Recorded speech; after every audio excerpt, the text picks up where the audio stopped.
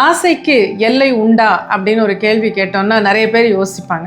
ஏன்னா எல்லை உண்டு, ஓரளவுக்கு தான் நம்ம ஆசைப்படணும், போதுமென்ற மனம் அப்படிலாம் நம்ம பழமொழியெல்லாம் சொன்னாலும் நமக்கே அதை நம்ம யோசிக்க மாட்டோம், நம்ம எந்த அளவுக்கு ஆசைப்படலாம். ஆனால் நம்ம ஆல்ஃபா மைண்ட் பவர் வகுப்பில் நான் லட்சியங்களுக்காக தியானம் செய்யுங்கன்னு சொல்லும்போது அந்த வகுப்புகள்லையும் சில பேர் கேட்பாங்க, அப்போ நம்ம என்ன வேணாலும் கேட்கலாமா, தியானத்தில் அல்ஃபா நிலையில் எது கேட்டாலும் நடக்குமா, இது கேட்கலாமா, அது கேட்கலாமா, நான் பிரைம் மினிஸ்டர் ஆகணும்னு கேட்கலாமா, நான் ஐஸ்வர்யா ராயை கல்யாணம் பண்ணிக்கணும்னு கேட்கலாமா, இப்படிலாம் கேட்டிருக்காங்க.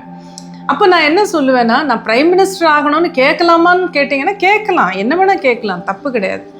ஆனால் அதை கேட்கும்போது உங்கள் மனநிலை எப்படி இருக்குது, உங்களால் அதை கம்ஃபர்டபுளாக யோசிக்க முடியுதா, அவர் என்னெல்லாம் பண்ணிக்கிட்டு இருக்கார், நம்மளால் பண்ண முடியுமா, தேவையா, நமக்கு அவ்வளோ டென்ஷன் நமக்கு வேணுமா, இல்லை நம்ம கொஞ்சம் நிம்மதியான இருக்கிற வாழ்க்கையை கொஞ்சம் பெட்டராக வாழ்ந்துட்டு போகலான்னு நம்ம நினைக்கிறோமான்னு உங்களை ஆத்மார்த்தமாக கேள்வி கேட்டுக்குங்க.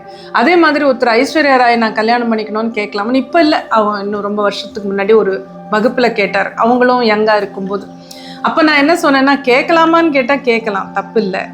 ஆனால் அது உங்களுக்கு கம்ஃபர்டபுளாக இருக்கான்னு யோசிச்சு பாருங்கள். உங்களால் சௌகரியமாக அவங்கள உங்கள் மனைவியாக நினைக்க முடியுதான்னு யோசிச்சு பாருங்க. ஓ இல்லை அது கொஞ்சம் கஷ்டம்தான் அப்படின்னு அவரே சொன்னார் வகுப்பில். அந்த மாதிரி நம்ம ஆசைகளுக்கு ஒரு எல்லை என்பதே நம்மளுடைய கம்ஃபர்ட் ஜோன் தான். எந்த அளவுக்கு நம்மளால் கம்ஃபர்டபுளாக நினைக்க முடியுதோ அந்த அளவுக்கு நம்ம தாராளமாக ஆல்ஃபா நிலையில் கேட்கலாம். பட் ஒரு ஸ்டேஜுக்கு அப்புறம் உண்மையாகவே நமக்கே இதெல்லாம் எனக்கு வேண்டாம், இவ்வளோ டென்ஷன்லாம் எனக்கு வேணாம், நம்ம அப்படி தோணும் போது நம்ம அதை கேட்கவே வேண்டாம். அவ்வளோதானே தவிர பிரபஞ்சத்தால் என்ன நமக்கு செய்து கொடுக்க முடியும் அப்படின்னு பார்த்தீங்கன்னா அதுக்கு எல்லையே கிடையாது. ஆனால் நமக்கு என்ன வேணும், இந்த வாழ்க்கையில் நம்ம ஆக்சுவலாக என்ன விரும்புகிறோன்னு ஒரு நல்ல சின்சியராக யோசித்து நம்ம கேட்டோம்னா பிரபஞ்சமும் உடனடியாக நமக்கு செய்து கொடுக்கும்.